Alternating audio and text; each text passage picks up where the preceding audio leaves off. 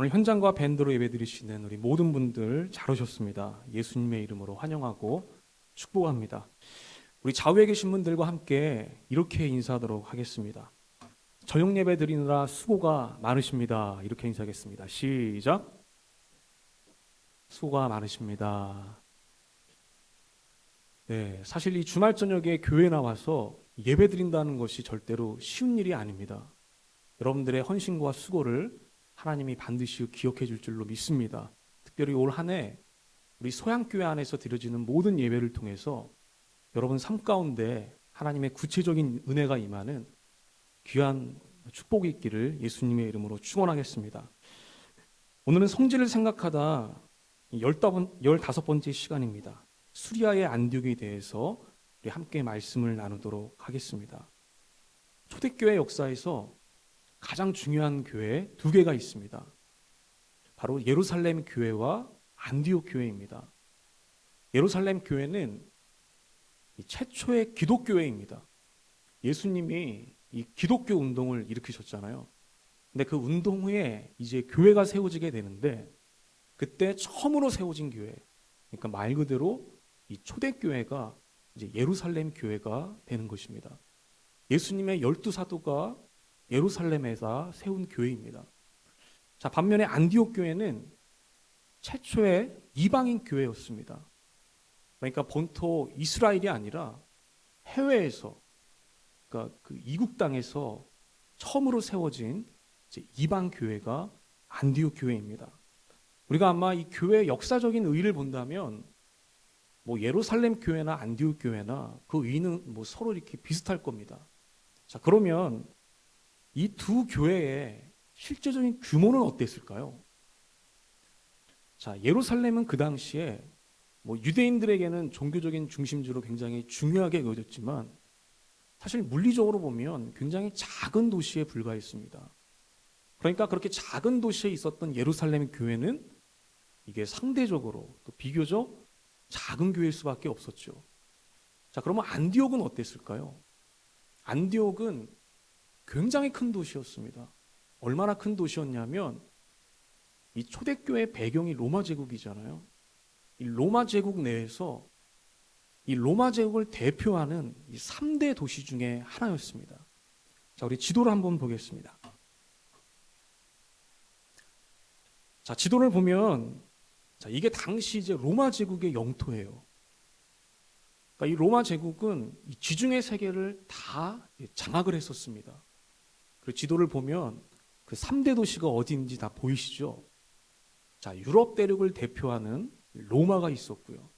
그리고 이제 밑에 보면 이 아프리카 대륙을 대표했던 알렉산드리아가 있었습니다.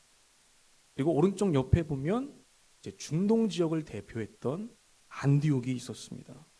이렇게 각 대륙을 대표하는 이 세 개의 이 거대 도시가 있었는데 그 중에 하나가 바로 오늘 성경 본문에 등장하는 이 안디옥이었다는 것입니다. 자, 다음 시트 보겠습니다. 여러분, 더욱이 안디옥은요, 지도를 보시면 아시겠지만 어느 대륙이든 쉽게 연결이 되는 소위 말해서 이 전략적 요충지였어요. 그래서 로마 제국에서 가장 중요한 장소였습니다. 저 안디옥이. 그래서 이 무역과 상업의 중심지였고요. 또 여러 대륙에서 수입된 이 학문들과 종교들이 결집된 최대 문화 중심지였다는 것입니다. 그러다 보니 엄청난 사람들이 여러 군집들을 이루면서 저 안디옥에서 살고 있었습니다.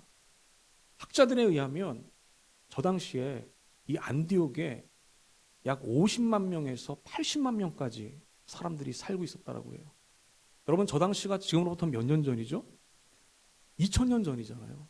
그럼 벌써 우리가 역사 부분을 들어갈 때 고대 시대에 들어가거든요. 저 고대 시대 때요, 저렇게 많은 사람들이 거대한 군집을 이루고 살고 있었다는 겁니다. 그런데 바로 저런 곳에 어떤 교회가 세웠다는 거예요? 안디옥 교회가 세워졌다는 것이죠. 그리고 전혀 예상하지 못했던 놀라운 성장과 부흥을 맛보게 됩니다. 그래서요, 이 예루살렘 교회와는 비교할 수 없을 정도로 아주 큰 교회로 성장하게 됩니다. 그래서 교회가 세워진 지 약 1년 만에 1년이면 사실 짧은 세월이라고 할 수 있죠. 그 1년 만에 이 모교회 예루살렘을 능가하게 되고 오히려 예루살렘 교회를 도와주고 후원하는 이 초대교회에서 가장 중요한 교회로 발전하게 됩니다. 그게 안디옥 교회예요. 여러분, 이런 안디옥 교회가 어떻게 생겼는지 한번 보고 싶지 않으십니까? 궁금하시죠? 네, 저도 궁금해요. 이 안디옥 교회는 지금 그 모습이 남아있지 않습니다. 아마도 이 로마의 대박해 때 이 피해를 입었던 것으로 그렇게 추정을 하고 있습니다. 자, 그런데 다행인 것은 그 로마 대박해 때 이제 안디옥 교회가 피해를 받고 성도들이 뿔뿔이 또 흩어지게 되는데, 그때 성도들이 이 안디옥을 떠나지 않고, 이 수리아의 안디옥을 떠나지 않고 비밀리 모여서 예배드렸던 그 장소는 아직 남아 있어요. 다행인 것이죠. 다음 시트 한번 보겠습니다. 자, 여기가 바로 그 비밀 장소입니다. 이 장소의 이름은 이제 베드로 동굴교회라고 불립니다. 왜 베드로 이름이 붙냐면, 성도들이 박해를 당해서 뿔뿔이 흩어지고 이렇게 몰래 모여서 예배를 드릴 때 예루살렘에 있던 베드로가 안디옥까지 내려와서 이 안디옥 교회 성도들을 지도하고 돌봤다고 해요. 그래서 저 비밀 장소를 이제 베드로 동굴교회다라고 부르게 됐습니다. 자, 다음 시트 한번 보겠습니다. 자, 동굴교회 들어가게 되면 내부의 모습이 저렇습니다. 앞에 제단이 하나 있고요. 그리고 위에는 이 베드로 석상이 하나 모셔져 있습니다. 자, 모습은 사실 저렇게 조금 지저분하고 별로 안 좋은데, 이 정교회에서 이 특별 절기가 되면 지금도 여전히 저기서 예배를 드리고 있습니다. 이 좌측 밑에 보면 비밀 통로가 보이시죠? 자그마한 개구멍 같은 것이 보이는데, 저 이제 비밀 통로는 이제 더 깊은 동굴로 들어가는 출입문이 되는 것이죠. 그래서 위기에 처했을 때 저 비밀 통로로 이제 몸을 숨길 수가 있는데, 저 비밀 통로의 길이가 무려 4km나 된다고 합니다. 그러니까 4km로 이 거미줄처럼 그 안에 통로가 연결되어 있는 것이죠. 그래서 길을 모르는 로마 군사들이 들어와서는 이제 밖으로 나가지 못하고 거기서 목숨을 잃는 일들도 있었다고 합니다. 그래서 지금은 이 터키의 안디옥에 가면 그 안디옥의 이름이 지금은 이제 안타키아라고 합니다. 그곳에 가게 되면 저 베드로 동굴 교회를 성지 순례를 할 수가 있습니다. 저는 오늘 이 안디옥 교회의 모습을 통해서 몇 가지 중요한 점을 한번 생각해 보려고 합니다. 안디옥 교회는 세워지는 그 과정도 참 기적이었지만 세워지고 난 다음에도 기적들의 연속이었습니다. 전혀 생각지도 못했던 부흥과 성장을 맛보게 됐습니다. 왜 그렇게 생각지도 못했던 결과를 보게 됐던 것일까? 그것은 바로 하나님의 새로운 계획이 있었다는 것이죠. 하나님의 새로운 계획이 있었다는 겁니다. 그래서 저는 오늘 이 안디옥 교회를 보면서 하나님의 새로운 계획과 차원으로 들어가는 통로, 과연 그 통로가 무엇인지를 함께 말씀을 가지고 나눠보고자 합니다. 저는 이것을 오늘 본문에 의해서 세 가지로 정리해 봤습니다. 이 세 가지가 우리가 하나님의 새로운 계획과 차원으로 들어갈 수 있는 통로가 된다는 것입니다. 그래서 우리가 이 세 가지를 잘 기억하고 믿음으로 활용한다면 우리 인생과 신앙생활 가운데 큰 유익이 있게 될 줄로 믿습니다. 자, 그러면 이제 우리가 첫 번째 통로부터 한번 살펴보겠습니다. 하나님의 새로운 계획과 차원으로 들어가는 첫 번째 통로. 자, 그 첫 번째는 바로 고난과 역경입니다. 우리 한번 따라해 보겠습니다. 고난과 역경. 한 번 더. 고난과 역경.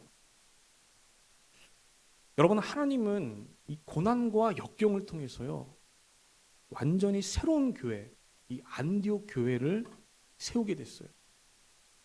이 어려움이 없었다고 한다면 최초의 이방인 교회, 이 안디옥 교회는 존재하지 않았을 겁니다. 자, 오늘 본문 19절을 한번 보겠습니다. 본문 19절, 우리 화면을 통해서도 보실 수 있습니다.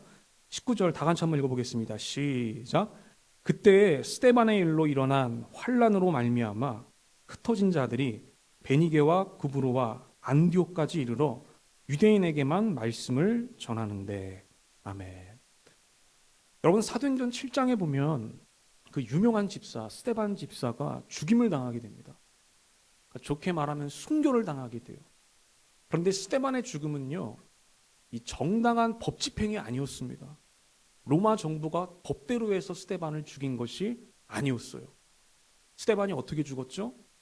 바로 이 성난 유대 군중들이 그 화를 못 이기고 이제 불법적으로 스데반을 죽이게 됩니다. 그래서 그때부터요, 이 성난 유대인들은요, 예루살렘 교회와 그 교인들을 불법적으로 박해를 하게 됩니다. 그 장면이 사도행전에 다 기록이 되어 있습니다. 그래서 예수 믿는 가정을 핍박했고요. 또 온갖 사회적인 억압과 차별을 가했고요.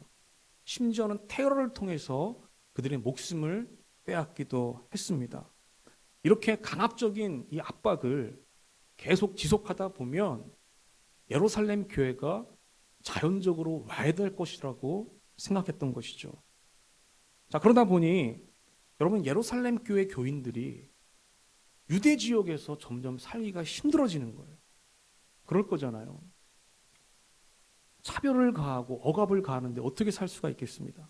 살 수 있겠습니까? 그래서 교인들은 하나둘씩 떠나는 거예요. 예루살렘 지역을 떠나게 되고 유대 지역을 떠나게 됩니다. 그러다 보니 예루살렘 교회가 이제 큰 타격을 입게 됐어요. 여러분, 교회가 곧 사람이잖아요. 근데 사람들이 빠져나가니까 이 교회의 중심이 흔들리기 시작했던 것입니다. 정말 예루살렘 교회는 생각지도 못한 고난과 역경을 맞게 된 것이에요. 이 사도들과 교인들이 얼마나 안타까웠겠습니까? 더 안타까울 수밖에 없었던 것은 이 무렵에 예루살렘 교회가 점점 성장하고 있었던 때였다는 것이에요. 얼마나 성장하고 있었냐면, 여러분 7명의 집사 기억하시죠? 스데반을 비롯해서 그 7명의 집사라는 것이 결국 7명의 부교육자거든요. 그 부교육자들을 통해서 분업을 할 정도로 예루살렘 교회는 발전하고 있었어요.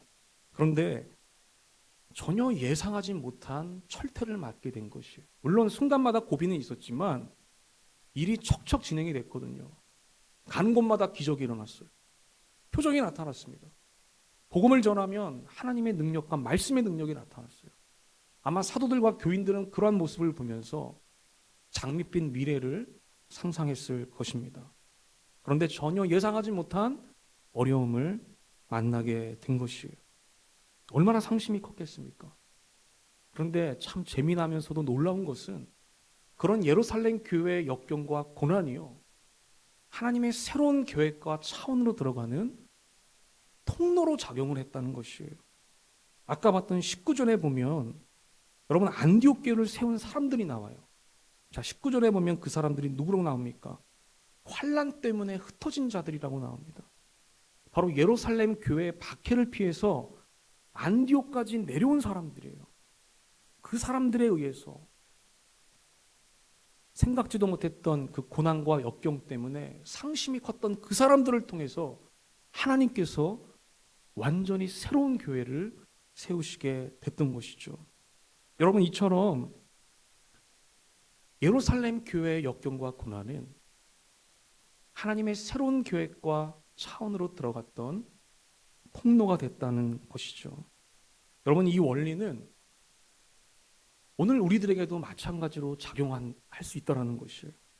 우리도 살다 보면 우리가 전혀 예상하지 못한 역경과 고난들을 만날 때가 있습니다. 그런 어려움들을 만날 때 우리가 자연스럽게 반응한 것이 무엇이죠? 바로 반감을 갖는 거예요. 나도 모르게 그 어려움 앞에 반감을 갖습니다. 그래서 왜 나한테 이런 일이 일어날지? 라고 하는 의문을 던지며 우리는 저항합니다. 근데 여러분, 그게 인간적인 반응이에요. 자연스러운 반응입니다. 그런데 그것은 인간적인 반응일 뿐이고, 여러분, 우리는 인간이면서 동시에 신자라는 사실을 잊지 말아야 된다는 거예요. 우리는 하나님의 자녀라는 것이죠. 우리는 예수 그리스도의 제자라는 것이에요. 인간이면서. 여러분, 그렇다면 우리가 신자로서 또 예수 그리스도의 제자로서 우리는 어떤 반응을 보여야 되나? 자, 우리가 하나님의 자녀라고 한다면요, 우리 안에서 벌어지는 모든 일엔 여러분 우연은 없다는 것입니다. 여러분 믿습니까? 여러분들이 하나님의 자녀라고 한다면 여러분 삶 가운데서 벌어지는 일들 중엔 우연이 없다는 것이에요. 여러분 이것을 고백하는 것이 바로 하나님의 주되심을 고백하는, 이게 바로 로드십인 것입니다. 로드십. 때문에 우리는 고난과 역경 앞에서도요, 하나님의 뜻과 계획이 어디 있는지를 찾아야 한다는 것이에요. 지금 내가 당하고 있는 이 어려움을 통해서 하나님이 궁극적으로 무엇을 성취하고자 하시는지 그것을 발견해야 한다는 것이에요. 여러분, 하나님은 무엇을 일하시든지 계획을 가지고 일하십니다. 임의대로 일하시거나 즉흥적으로 일하시거나 주목국으로 일하지 않으세요. 계획을 가지고 항상 하나님은 일을 하십니다. 그 계획 가운데 내가 당한 고난이 있다면, 그 어려움이 있다면 당연히 나의 그 어려움 가운데 뭐가 있는 거예요? 하나님의 계획 안에 있는 그 이유와 목적이 있는 거잖아요. 그래서 내가 당한 그 고난 가운데 내가 이 고난을 왜 당해야 되는지에 대한 하나님의 이유와 목적이 존재한다는 것이에요. 그거를 발견해야 된다는 거예요. 그거를 발견할 때 우리가 하나님의 새로운 계획과 차원으로 넘어갈 수가 있게 된다는 겁니다. 여러분, 때로는 그것이요, 영적인 회개일 수도 있습니다. 때로는 그것이 인간적인 용서나 아니면 보상이나 배상이 될 수도 있습니다. 여러분, 때로는 그것이요, 우리의 성장이나 변화가 될 수도 있습니다. 때로는 그것이 내 인생의 차원을 바꿔주는 새로운 길이 될 수도 있다는 거예요.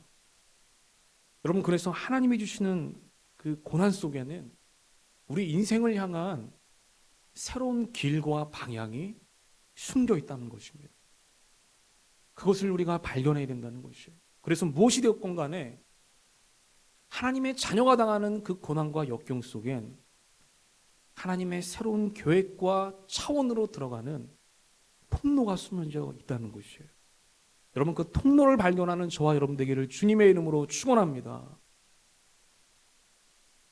그래서 예루살렘 교회 그 역경이요, 안디옥 교회라고 하는 전혀 다른 새로운 교회, 이방인 교회를 세우는 원동력이 되었던 것이죠.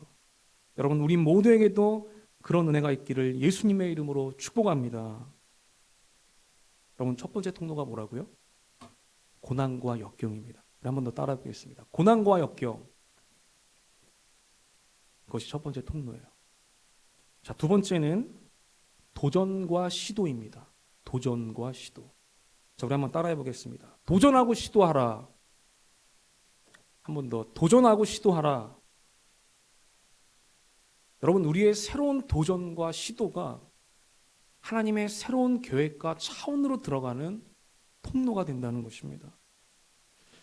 안디옥 교회가 맞이했던 그 놀라운 부흥은요, 바로 이렇게 믿음으로 충만했던 그 새로운 도전과 시도가 있었기 때문에 가능했던 것입니다.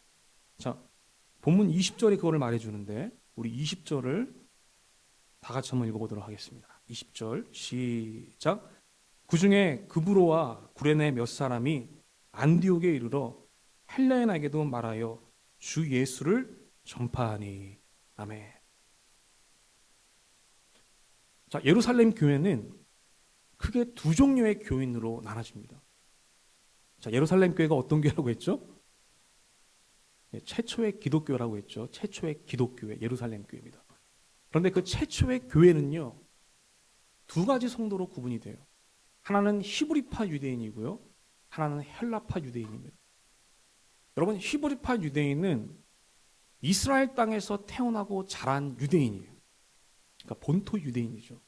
그리고 헬라파 유대인은 이스라엘 땅이 아닌 해외에서, 이국 땅에서 태어나고 자란 유대인들입니다. 그러니까 요즘 말로 얘기하면 재외동포나 아마 해외동포가 되겠습니다. 예루살렘 교회에는 뭐 본토가 됐건 해외가 됐건 히브리파 유대인, 헬라파 유대인으로 구성됐다는 거예요. 여러분, 그러면 이 교인들의 공통점이 뭐죠? 뭐예요? 예루살렘 교회 이 교인들의 공통점이 뭐예요? 지금 듣고도 답을 못하시면 공통점이 유대인이잖아요. 유대인. 본토에서 태어났건 뭐 해외에서 태어났건 히브리가 됐건 헬라가 됐건 유대인밖에 없는 거예요. 예루살렘 교회는 유대인밖에 없었습니다. 자, 그러면 왜 유대인밖에 없었느냐? 가장 큰 이유는 유대인들에게만 복음을 전했기 때문이에요. 심지어 해외에 나가서도요. 어디서 복음을 전하냐면 그 해외에 있는 회당에 들어가서 복음을 전해요. 그럼 누구만 복음을 듣는 겁니까? 그 회당에는 누가 앉아 있어요? 유대인들이 앉아 있잖아요. 유대인들에게만 복음을 전했던 거예요. 이렇게 동포들 유대인들에게만 복음을 전하는 것, 이것이 바로 예루살렘 교회의 전통으로 자리 잡게 돼요. 이게 선교 전략으로 굳혀지게 됩니다. 자, 그래서 이 전통이요, 오늘 본문에도 고스란히 기록이 되어 있습니다. 자, 우리 19절을 다시 한번 읽어보겠습니다. 19절 다 같이 한번 읽어보겠습니다. 시작. 그때 스데반의 일로 일어난 환란으로 말미암아 흩어진 자들이 베니게와 구브로와 안디옥까지 이르러 유대인에게만 말씀을 전하는데. 아멘.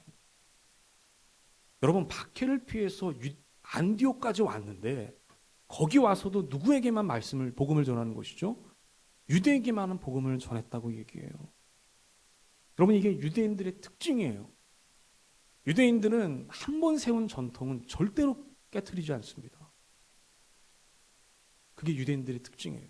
그래서 이 생각이 굉장히 유연했던 로마인들이 이 유대인들을 자주 조롱을 했는데, 그들을 조롱하면서 놀릴 때 뭐라고 놀렸냐면 나귀 새끼들이라고 놀렸어요. 당나귀 새끼들이라고 놀렸습니다. 여러분, 당나귀, 나귀는 고집이 굉장히 센 동물이잖아요. 그러니까 유대인들이 그렇게 고집이 센 사람들이었다는 거예요. 밀어날 정도로, 어리석을 정도로 그렇게 고집 센 민족이 유대인들이었다는 것이죠. 그런데 여러분, 이때 이 무렵에 놀라운 일이 벌어집니다. 몇몇 사람들이 새로운 생각을 하기 시작한 거예요. 저는 이 장면이 정말로 감동적인 장면이고, 그리고 사도행전에서 정말 결정적인 장면이고, 제가 지금 교회사를 공부하고 있는데 제가 나중에 교회사 만약에 책을 쓴다 그러면 그 세계사 책 보면 그런 거 있잖아요. 뭐 세계사의 결정적인 장면 몇 가지. 그 장면에 들어갈 만한 장면이에요. 이 무렵에 몇몇의 사람들이 새로운 생각을 하기 시작해요. 급변하는 초대교회 환경 가운데서 기존의 전통을 깨고 새로운 도전과 시도를 하게 돼요. 여러분, 그 장면이 바로 20절이에요. 방금 전에 읽었던. 우리 20절 다시 한번 읽어보겠습니다. 20절 다 같이 읽어보겠습니다. 시작. 그 중에 구브로와 구레네 몇 사람이 안디옥에 이르러 헬라인에게도 말하여 주 예수를 전파하니라. 아멘. 누구에게도 복음을 전한 거예요. 드디어 헬라인에게도 복음을 전한 것이에요. 그러니까 본격적으로 이방인들에게 복음을 전하기 시작한 것입니다. 여러분, 그랬더니 어떤 결과가 일어났어요? 그 결과에 대해서도 오늘 본문이 말해주고 있습니다. 자, 우리 함께 21절을 읽도록 하겠습니다. 21절입니다. 시작. 주의 손이 그들과 함께 하심에 수많은 사람들이 믿고 주께 돌아오더라. 아멘. 여러분, 유대인들이 볼 때는 이게 정말 놀라서 까무러칠 만한 일이에요.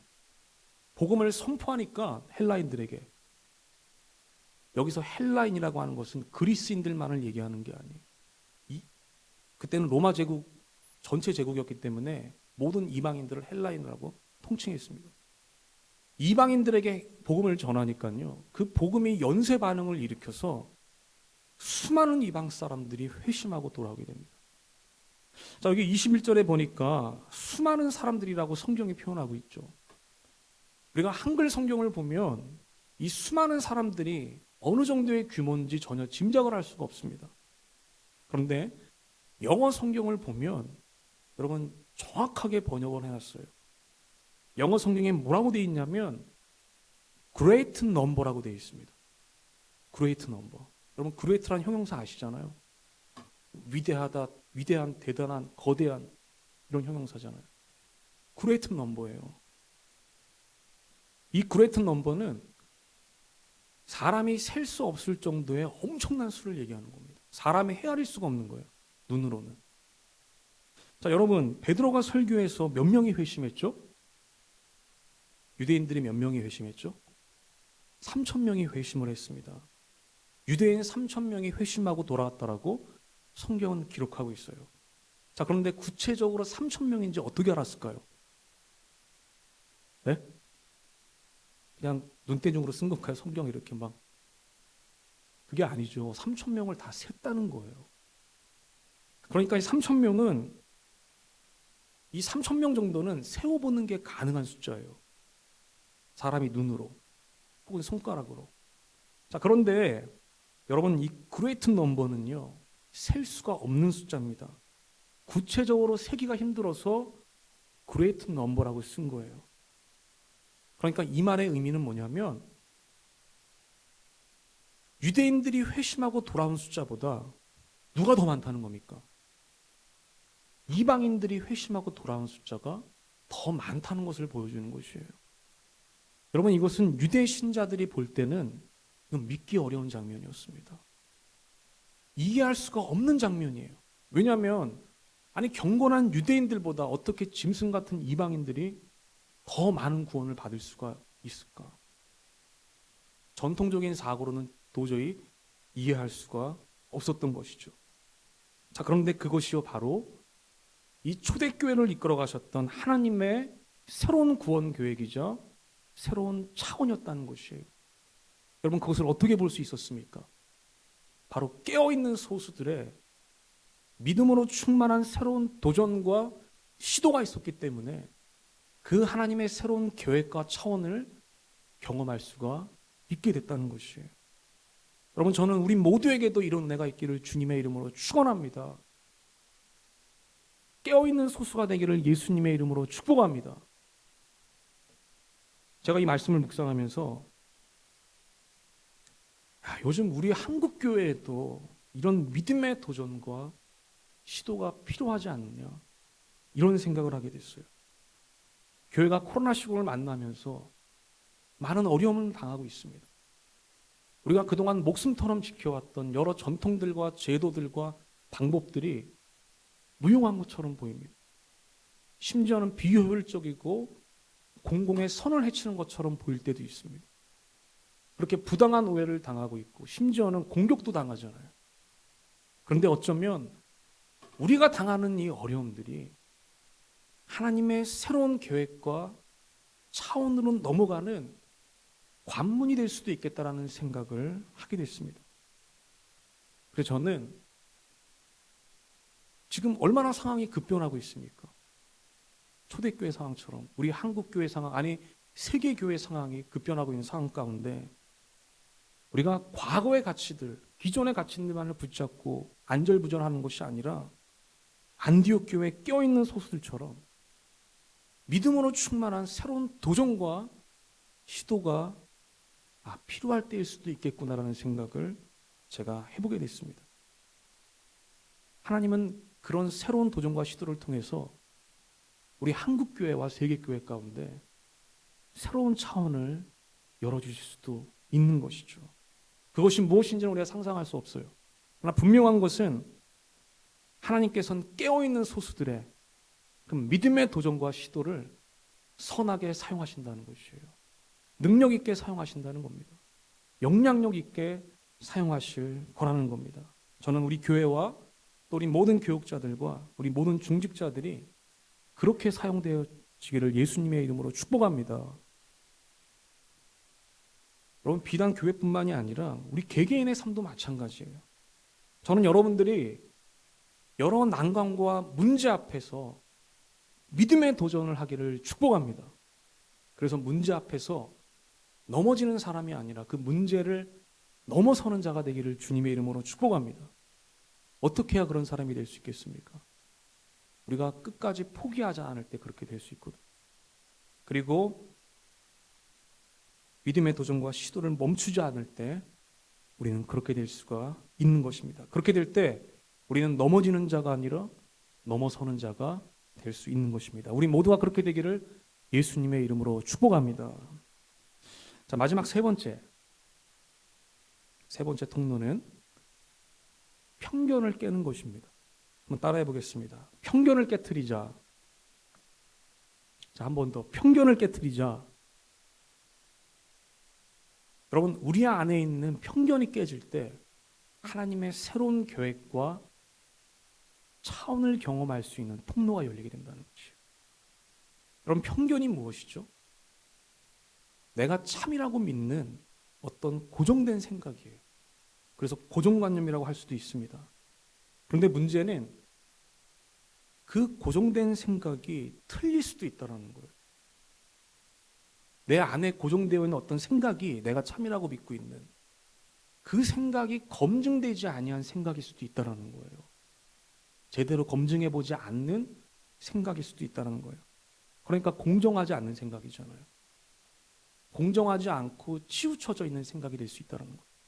그러한 생각들이 내 안에서 박제가 되면 여러분, 그 사람은 절대로 변하기가 힘들어요.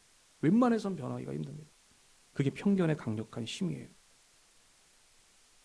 제가 제 경우를 한번 좀 얘기를 드리면, 제 친한 친구 중에 그냥 친구가 아니라 정말 친한 친구입니다. 근데 그 친한 친구 중에 음모론을 믿는 친구가 있어요. 음모론. 사지백체 멀쩡하고 그리고 교육도 받을 만큼 받은 친구예요. 그런데 상식적으로 납득이 안 되는 황당한 음모론을 믿고 있습니다. 그래서 이제 뭐 매일 연락하는 친구거든요, 메신저로. 걸핏하면 저한테 그 음모론을 늘어놓아요. 저보고도 그걸 믿으라는 거예요. 이게 무슨 음모론이냐면 지구 종말에 관한 음모론이에요. 처음에는 제가 들었을 때 그냥 재미로 들었습니다. 아, 그럼 그냥 그런가 보다. 근데 이 친구는 그게 진심인 거예요. 제가 놀랬습니다. 그래서 제가 한 번은 작심하고 그 친구의 그 부분을 좀 깨트려 보고자 제가 그 친구와 논리 싸움을 한 적이 있습니다. 그래서 우리가 서로 합의를 하고 그 친구도 저를 설득하고 싶은 거고 저도 그 친구를 설득하고 싶은 거잖아요. 그래서 합의를 하고 우리가 확실한 근거와 데이터를 가지고 한번 논리 싸움을 해보자. 그래서 이틀에 걸쳐서 제 친구와 메신저로 설전을 벌인 적이 있습니다. 그런데 여러분, 재밌는 건요, 제가 다 이겼어요. 논리 싸움에서 제가 다 이겼습니다. 제가 그 싸움을 하면서 그 음모론자들의 가장 중요한 특징 하나를 발견하게 됐어요. 그게 뭐냐면 주장과 신념만 있고 근거가 없다는 것이에요. 뭔가를 주장하고요, 뭔가를 믿습니다. 신념은 강해요. 근데 그거를 뒷받침할 만한 선명한 근거들이 없어요. 강력한 근거들이 없어요. 제가 보니까 굉장히 미세한 근거가 있는데 거기에다가 상상력을 덧붙여서 근거를 막 만들어내요, 자기가. 그러니까 참 황당한 일이죠. 자, 그래서 중요한 건 뭐냐면 과연 제 친구가 그 생각을 바꿨을까? 여러분, 바꿨을까요? 그 생각을 절대로 바꾸지 않았습니다. 제가 이겼다고는 얘기해요. 아, 그래, 너 말이 맞는 것 같고 너가 우리의 설정에서 너가 이긴 것 같아 라고 인정을 해주는데요, 음모론에 대한 입장은 바뀌지 않았어요. 왜 안 바뀌었냐면 아직 밝혀지지 않은 정보가 많지 않아서 너가 옳은 것처럼 보일 뿐이지 이 세상은 그 음모론대로 돌아간다라고 굳게 믿고 있더라고요. 제가 할 말이 없었습니다. 그러면서 제가 그때 굉장히 실감나게 배웠던 것 중에 하나가 뭐냐면, 이게 어떤 생각에 붙잡혀 있다는 것이 이게 정말 생각보다 강력하다는 것을 제가 또 한 번 알게 됐어요. 여러분, 아마 이단이나 사이비에 넘어간 사람들도 이와 똑같을 것입니다. 어떤 것을 진리라고 단정하기 때문에 어떤 말을 해도 바뀌지 않는 것이에요. 그게 편견의 힘입니다. 자, 그런데 놀라운 것은요, 초대교회 모습이 그랬다는 것이에요. 초대교회 모습이 이와 똑같았어요. 심각한 편견을 갖고 있었습니다. 고정관념을 갖고 있었어요. 그것 때문에 하나님의 새로운 계획과 차원으로 넘어가질 못하는 겁니다. 그래서 하나님이 그걸 깨트리기 위해서 예루살렘 교회에 고난을 주신 거예요. 그러면 예루살렘 교회는 어떠한 편견을 가지고 있었느냐? 바로 유대 선민주의라는 생각을 갖고 있었다는 거예요. 한번 따라해 보겠습니다. 유대 선민주의. 한 번 더. 유대 선민주의. 여러분, 유대 선민주의가 뭐예요? 유대인들은 선택받은 민족이라는 겁니다. 무엇을 위한 선택이에요? 구원을 위한 선택이죠. 이 세상에 수많은 민족들이 있는데 오직 어떤 민족만이? 유대 민족만이 구원받을 만한 민족이라고 생각했던 거예요. 그러니까 여러분 이해가 되죠. 왜 유대인들에게만 예루살렘 교회가 복음을 전했는지. 여러분 과거에 잘못된 그 유대교 전통을요, 교회를 세우는데도 그대로 답습하고 있는 겁니다. 자, 여러분 예수님이 승천하실 때 제자들에게 새 시대를 선포하고 승천하시거든요. 자, 어떤 새 시대를 선포했냐? 우리 마태복음 28장 우리 19절 한번 보겠습니다. 자, 화면을 통해서 다 같이 한번 읽어보겠습니다. 시작. 그러므로 너희는 가서 모든 민족을 제자로 삼아 아버지와 아들과 성령의 이름으로 세례를 베풀고. 아멘. 새 시대를 선포했어요. 유대 민족주의, 유대 선민주의가 깨지는 순간이에요. 모든 민족으로 가서 제자를 삼으라고 명확히 말씀했습니다. 그런데 예루살렘 교회는요, 자신들이 갖고 있었던 전통과 편견 때문에 이 명령을 순종하지 못하는 거예요. 여러분 사도행전 1장 8절에도 예수님은 새 시대를 선포하고 있습니다. 자, 화면을 통해서 함께 읽겠습니다. 시작. 오직 성령이 너희에게 임하시면 너희가 권능을 받고 예루살렘과 온 유대와 사마리아와 땅끝까지 이르러 내 증인이 되리라 하시니라. 아멘. 땅끝까지 이르러서 증인이 되라고 말씀하고 있어요. 그런데 여전히 예루살렘 교회는 유대인들에게만 복음을 전했다는 것이에요. 놀라운 대목은요, 12사도와 그의 무리들이 여러분 성령을 충만하게 받았잖아요. 말씀으로 충만했잖아요. 그런데 그 성령 충만과 말씀 충만이요, 그들이 갖고 있었던 그 편견 하나, 그 뿌리 깊은 고정관념 하나를 깨지 못했다는 것이에요. 그래서 이 생각 하나가 바뀌지 않으니까 아무리 표적과 기적이 일어나도, 아무리 말씀의 능력이 일어나도요, 복음이 예루살렘 주위를 빙빙 돌 수밖에 없었다는 것입니다. 여러분, 이처럼 우리 안에 있는 잘못된 편견과 고정관념은 우리 생각보다 강력하다는 것이에요.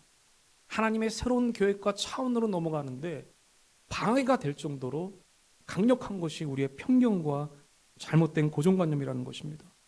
우리는 생각하죠. 성령 충만 받으면, 말씀 충만 받으면 내 모든 것이 다 좋게 바뀌어지겠지. 내 생각도, 내 감정도, 나의 태도나 자세도 다 좋게 바뀌어지겠지라고 막연하게 생각합니다. 그런데 여러분, 성령 충만은요, 성화의 완성이 아니에요. 성화의 시작입니다. 우리가 성령 충만을 받고 말씀 충만을 받게 되면 하나님이 기뻐하시는 온전한 삶, 완전한 이 삶을 갈망하게 돼요. 그래서 그 삶을 향해서 우리가 나아가게 되는 것이에요. 완성이 아니라 시작인 것이죠. 그래서 나의 생각, 나의 감정, 나의 삶의 이 태도를 절제하고 조절하고 관리하는 것은 누가 해야 되는 것이에요? 내가 해야 되는 것이거든요. 나의 의지가 필요한 부분이라는 것이에요. 때문에 우리가 아무리 성령으로 충만해도, 아무리 말씀으로 충만해도 우리는 늘 우리의 생각과 감정과 태도를 하나님의 말씀인 진리로 살펴봐야 한다는 것이에요. 하나님의 말씀을 가지고 우리의 생각과 감정과 태도를 비춰봐야 한다는 것입니다. 그래서 성경은 이렇게 말합니다. 우리 마지막으로 한 번만 더 읽겠습니다. 우리 야고보서 1장, 야고보서 3장 17절입니다. 마지막으로 한 번 더 읽도록 하겠습니다. 시작. 오직 위로부터 난 지혜는 첫째 성결하고 다음에 화평하고 관용하고 양순하며 긍휼과 선한 열매가 가득하고 편견과 거짓이 없나니. 아멘. 그럼 위로부터 난 지혜, 그 지혜 안에는 편견이 없다라고 얘기합니다. 공정하지 않고 치우쳐진 생각이 없다라고 얘기합니다. 여러분, 그 지혜가 뭐겠습니까? 그 지혜가 하나님의 말씀이고 오늘 우리들에게 주어진 성경인 것입니다. 우리가 말씀으로 우리 자신을 반성하고 매일매일 성찰해 나갈 때 우리 안에 있는 잘못된 편견들과 고정관념들이 사라지게 될 것이고 하나님의 새로운 계획과 차원들을 적시에 분별할 수 있는 놀라운 지혜가 생기게 될 줄로 믿습니다. 이런 은혜가 우리 모두에게 있게 되기를 예수님의 이름으로 축복합니다. 이제 말씀을 정리하겠습니다. 오늘 수리아 안디옥교를 통해서 하나님의 새로운 계획과 차원으로 들어가는 몇 가지 통로에 대해서 살펴봤습니다. 첫 번째가 뭐였죠? 고난과 역경이 통로가 된다는 겁니다. 두 번째는 믿음으로 충만한 이 새로운 도전과 시도들이 통로가 된다는 겁니다. 마지막 세 번째는 우리 안에 있는 편견과 잘못된 고정관념이 깨질 때 우리가 그 새로운 차원으로 들어갈 수 있는 통로에 서게 된다는 것입니다. 여러분, 지금도 하나님은 일하고 계십니다. 정확한 계획을 가지고 일을 하고 계십니다. 그래서 하나님의 계획을 분별하고 우리가 하나님 그 계획에 참여하는 것이 너무나도 중요합니다. 저는 우리 모든 서영의 가족들이 하나님의 새로운 계획과 차원으로 들어가는 이 통로들을 믿음으로 잘 활용해서 하나님이 주시는 놀라운 은혜들을 누리는 저와 여러분 되기를 예수님의 이름으로 축원합니다. 이번 한 주 그런 은혜가 있게 되기를 주님의 이름으로 축복하겠습니다. 우리 기도하겠습니다.